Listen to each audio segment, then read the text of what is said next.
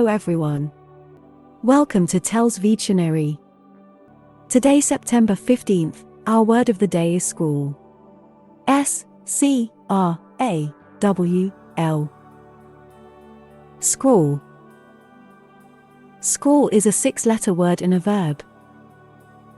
Remember, verbs are words that show action, occurrence, or state of being. Scrawl means to write something quickly, without trying to make your writing tidy or easy to read. When you're signing a document, you might scrawl your name across the bottom.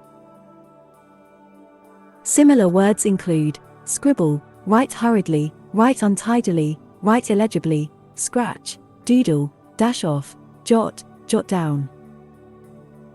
Examples of sentences using scrawl are: the note that my brother scrawled before his quick exit was unreadable.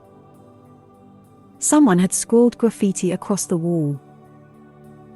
I scrawled a quick note to Judith and put it under her door. He was scrawling on the back of a used envelope. P.S. I hope you can decipher my scrawl. After scrawling a quick note to Mom about where I was going, I left the house towards Adventure Hill. Make sure to save this new word, scrawl, so you can practice using it in your everyday sentences.